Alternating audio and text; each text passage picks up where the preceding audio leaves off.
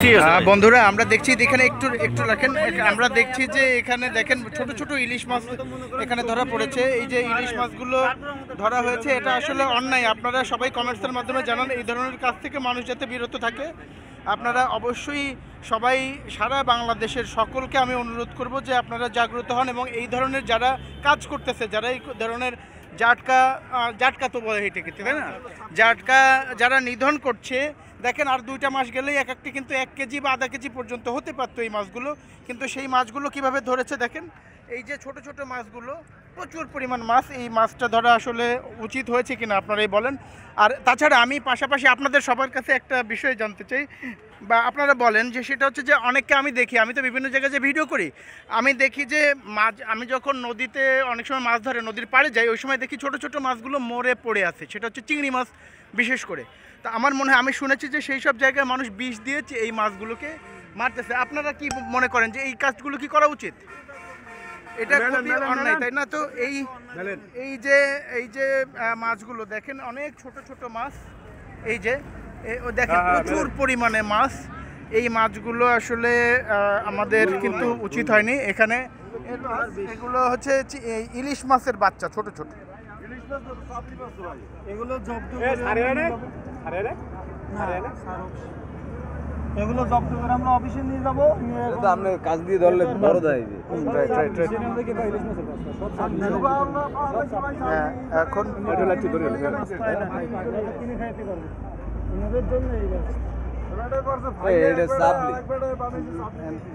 ইলিশের বাচ্চা আবার চাপলি কই ভালো খেয়ে নেই, চাপলি তো আলাদা কি মজা।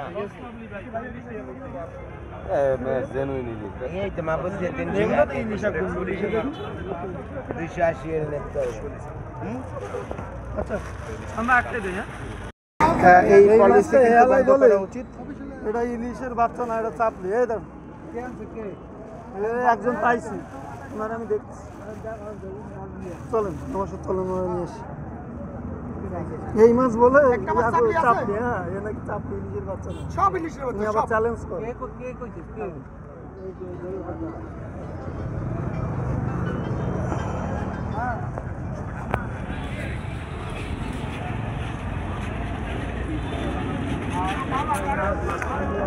আমরা রয়েছে বরিশালের চৌমাথা বাজার থেকে। বরিশালের চৌমাথা বাজারে ছোট ছোট ইলিশ মাছ কিন্তু ধরা পড়েছে, যেগুলো আসলে অবৈধ।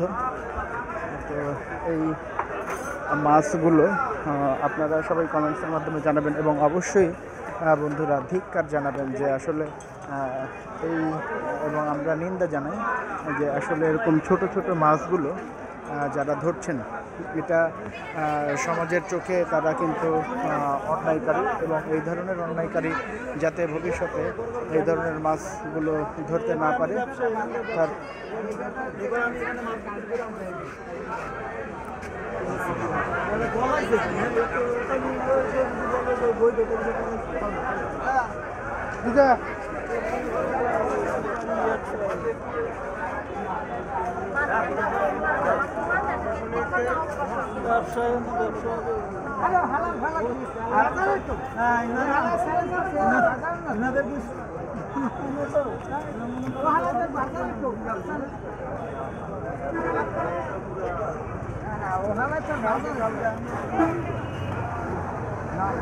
মাছ ধরা পড়েছে এবং এই মাছগুলো কিন্তু এখন নিয়ে যাওয়া হচ্ছে।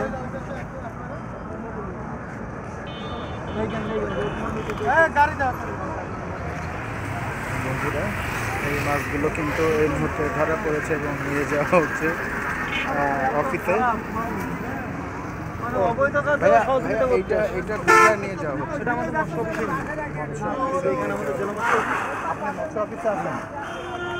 ওখানে আমরা নিয়ে গিয়ে আপনাগুলো যেহেতু এতিম যারা এতিম বৃদ্ধাশ্রমেরা তার মাঝে ওনাদেরই আমরা। তো ভাইয়া, আপনার যদি একটু সাক্ষাৎকার পেতাম। আমি ফ্রিল্যান্সার বেসিক্যালি, এবং আমি ইলেকট্রিক্যাল ইঞ্জিনিয়ার। আমি এখন ফ্রিল্যান্সিং করছি, আর আমার ফ্রিল্যান্সিং ইনস্টিটিউট আছে, পাশাপাশি আমি ফিশ নিয়ে কাজ করি। তো আপনারা এখানে কিভাবে এই যে মাছটা আপনারা ধরলেন কিভাবে? ইনফরমার আছে। আচ্ছা, আমাদের যেহেতু আমরা তো সব ডিপার্টমেন্টের ইনফরমার না হলে কোনো কাজ করি না। জি জি, আমরা কিছু ইনফরমার যারা আমাদের গিয়ে আমাদের ইনফর্ম দিচ্ছে যে এখানে কিছু মাছ আছে অবৈধ মাছ। জি জি কারণ আমরা তাদের ভিত্তিতে আসি আচ্ছা আচ্ছা এসে যার করে মাছ তারা ফেলছেন। দিচ্ছে জি জি পায় না বাদে আমাদেরকে চেক করে জি, check করে। ইনফরমেশন আছে এটা তো আমাদের রাইট করবে জি জি সেই মতো করে আমরা চেক করলাম দেখলাম ওটা অবৈধ সম্পূর্ণ দেশের বাচ্চা আচ্ছা। এটা দেশেরই ক্ষতি এবং তারে বুঝলাম কিন্তু সে পালালো।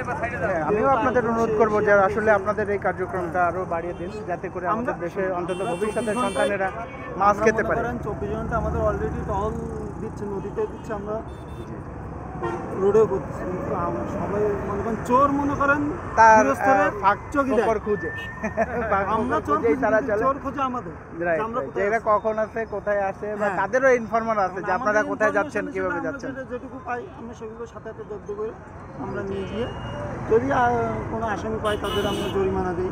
না আমি বিশেষ করে এটা চাই যে আমরা সবাই চাই, দেশবাসী সবাই চান না যে আসলে এইভাবে করে মাছ না মারা হোক, তাই না? কারণ কি আজকে দেখতেছেন যে একটা সময় আমি দেখছি নদীতে গেলেই মাছ দেখা যেত লাফাচ্ছে, এখন কিন্তু তা দেখা যায় না, তাই না? এটা খুবই অন্যায়। হ্যাঁ, একটা সময় মাছে ভাতে বাঙালি এবং পৃথিবীর আমি যতদূর জানি পৃথিবীর 85% মাছ কিন্তু ইলিশ মাছ বাংলাদেশে হয় এবং তার মধ্যে সবচেয়ে স্বাদের মাছটা কিন্তু বরিশালে হয়। তো সেক্ষেত্রে সেই মাছকে রক্ষা করা আমাদেরই দায়িত্ব। অতএব আমি বলবো, আমি সহ আমরা যারা রয়েছি, যে সবাই এই ধরনের মানুষদেরকে ধরিয়ে দিবেন এবং যারা চিংড়ি মাছ ধরছে, বিশেষ করে আমি সামনে পড়ে আমি অনেক জায়গায় যাই প্রোগ্রামে, আমি যখন যাই তখন আমি দেখতে পাই যে অনেক জায়গায় এই চিংড়ি মাছগুলো পড়ে আছে। আপনারা কি এই যে চিংড়ি মাছগুলো যারা বিষ দিয়ে নদীতে খালে মাছ ধরতেছে, এদের কাউকে ধরতে পারেন না? এদের আমাদের মনে করেন যে ওরা যদি আমাদের সরাসরি সামনে পড়ে আমরা অবশ্যই তাদেরকে ধরবো। আমরা আচ্ছা, তাদের আচ্ছা। অবশ্যই নিয়ে গিয়ে আইনের ব্যবস্থা নিয়ে নেব। কিন্তু Right, right. আমাদের তো মনে করেন যে ওই যে আপনার Information লাগবে। জি, জি। আমাদের ইনফরমেশন না হলে তো আমরা যেতে পারি না। কারণ আমরা মনে করেন এইদিকে আছি, যে এদিকে কেউ যাবো। কি আপনাদেরকে হ্যাঁ, ইনফরমেশন অবশ্যই, দিতে পারবে? এটা অবশ্যই।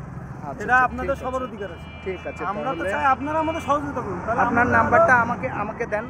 আমি যেসব জায়গায় যাই, যেহেতু আমার fishing channel not only Bangladesh, মানে বরিশাল, বাংলাদেশের বিভিন্ন প্রান্তে আমার স্টুডেন্টরা কাজ করে, তারা ব্লগিং নিয়ে কাজ করে, তারা আপনার এই ফিশিং চ্যানেল নিয়ে কাজ করে। তো তারা যদি আপনাদের ইনফর্ম করে অবশ্যই আপনারা এর আমরা সেটা ব্যবস্থা অবশ্যই নেবেন। action নেব। কিন্তু তো আমাদের ঠিক কথা আছে, কি, ইনফরমেশনটা কিন্তু আমাদের অ্যাকুরেট হবে। অ্যাকুরেট হইতে কারণ হবে। দেশের যে পরিস্থিতি, জি জি, কারণ আমি গেলাম, অনেকে ফাঁসানোর জন্য সেখানে যদি একটা আমি না পাই, তাহলে ফাঁসানোর জন্য আমার অনেক চেষ্টা করবে। ঝামেলা হয়। কারণ আমার চাকরি, আমার দেখবো যে এ তো চাকরি করে, এখানে ভালো আছে, ঠিক আছে? জি জি, এখন তো ধন্যবাদ পরিস্থিতি ভাইয়া। আপনার এরকম। নামটা কাইন্ডলি যদি আমার বলেন। নাম বিজয়। জি। আমি হলো বিজয় মন্ডল। বিজয় মন্ডল। আমি জেলা মৎস্য স্যারের PS। আচ্ছা আচ্ছা, জেলা মৎস্য PS। ধন্যবাদ ভাইয়া, আপনার সাক্ষাৎকার পাওয়ার জন্য ধন্যবাদ, সাক্ষাৎকার দেওয়ার জন্য। এবং আমি আপনার নাম্বারটা নিয়ে নিচ্ছি। পরবর্তীতে যদি একজন অন্তত দেশের নাগরিক হিসেবে আমি দেশের সহযোগিতায় নিজেকে কাজে লাগাতে চাই এবং এই ধরনের যারা অন্যায়কারী তারা যদি আমার সামনে পড়ে, অবশ্যই আমি আপনাকে ইনফর্ম করব। ঠিক আছে, ধন্যবাদ। আল্লাহ হাফেজ। আসসালামু আলাইকুম ওয়া রাহমাতুল্লাহ।